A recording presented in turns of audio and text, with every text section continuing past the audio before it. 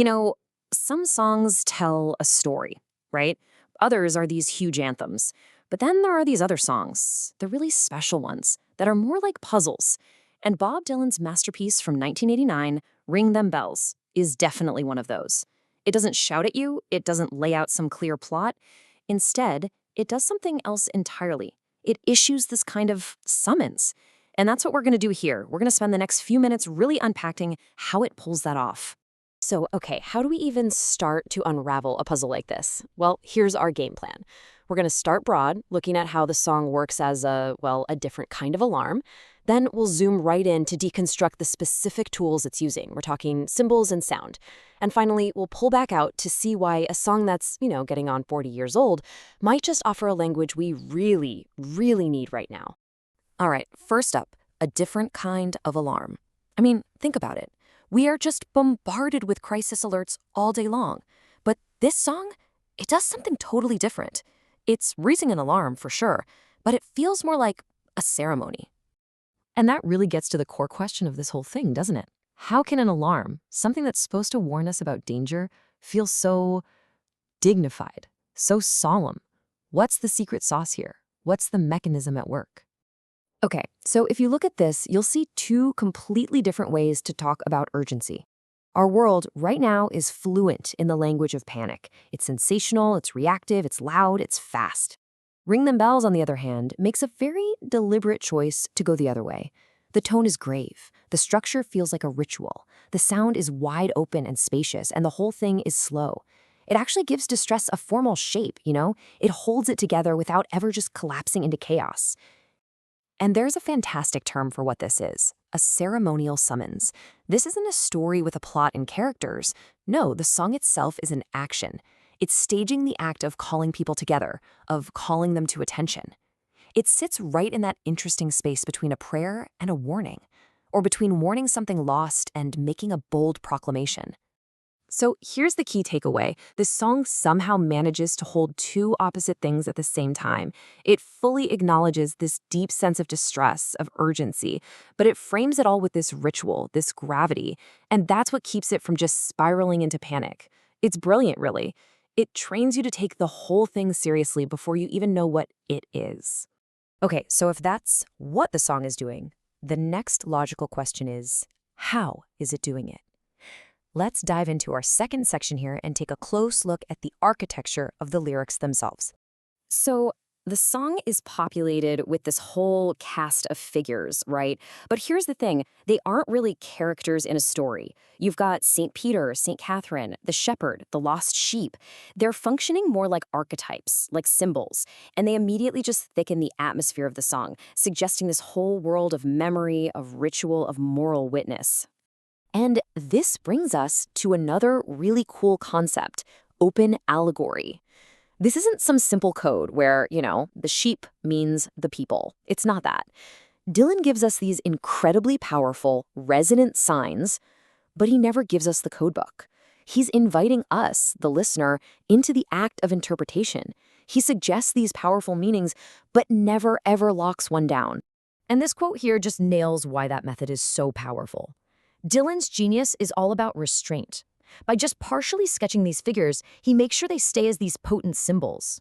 Think about it. The second you fully explain who St. Peter is and what he represents, he just becomes a piece of information.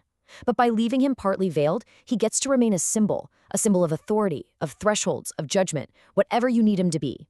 So in the end, all these names, all these figures, they're all working together to build a very specific kind of world for us. It's not our modern world of individual psychology and all that. It's a world that feels like it's built from shared memory, from ancient rituals, and from the heavy weight of moral witness. But of course, it's never just about the words, is it? So let's shift gears and focus on the music itself. How does the actual sound of this recording create that same feeling of dignity and ceremony? Well, the core principle is right here. The real power of this song comes from everything it doesn't do. It's not a loud, dense rock anthem. Nope, its strength is all in its incredible musical restraint. And what that restraint creates is something we can call acoustic gravity. It's that feeling of weight, right? That classic late-night vibe that the producer, Daniel Lanois, was an absolute master of. The space between the notes becomes just as important as the notes themselves. It's what allows for all that echo, that resonance, that space for you to just reflect. So, how do they build this gravity? Let's break it down. First, you've got Dylan's piano. It gives this foundational weight, but it never insists, it never pushes you. Second, Lanois' guitar is pure atmosphere. He's just adding texture and color, not shredding some catchy riff. Third, and this is so important, there's no real drum beat, which just makes time feel like it's suspended, like it's stretching out forever. And finally, number 4, tying it all together is Dylan's voice. He doesn't sound like a performer singing a song. He sounds more like an officiant, conducting some kind of solemn rite. And all of this brings us to what is probably the song's most challenging quality, which, paradoxically, is also its greatest strength, and that is its deep, deliberate ambiguity. The song just flat out refuses to give you one single fixed meaning. And look, that's a fair question, right? It's a critique people throw at this kind of art all the time. If a song can mean anything, doesn't that risk it meaning, well, nothing at all? Doesn't it just slide away into meaninglessness? Well, the thing is, this song uses what we can call productive ambiguity. This isn't just vague because someone got lazy. No, this is openness by design. It's a really sophisticated method that doesn't just create confusion. Instead, it generates multiple, different, but still coherent insights. It's like a machine for creating meaning, not a void where meaning disappears. So here's the crucial counterpoint. While the specific interpretation, what the sheep means, what the city means, might be open, the song's overall direction, its emotional and ethical compass, is perfectly stable. It's crystal clear. It always points toward things like a summons, vulnerability, judgment, this feeling of moral disorientation. The details are up for grabs, but the destination is always the same. And this is where we get to zoom back out again. All this deep analysis we've been doing, looking at tone, symbols, sound, it's not just some academic exercise. It really helps us see why this song offers a kind of language that feels so vital right now. I mean, you can make a strong case that so much of our public conversation today is trapped between these two really unsatisfying options. On one side, you have this cold, bureaucratic jargon that's just too detached to even register moral injury. And on the other side, you've got the constant churn of outrage, which is just too reactive and too fast to allow for any real sustained thought. Ring Them Bells models this incredible third way. It gives us a language that's grave and serious without being cold, that's symbolic without being confusingly vague, and it creates this state of what you might call ethically alert attention.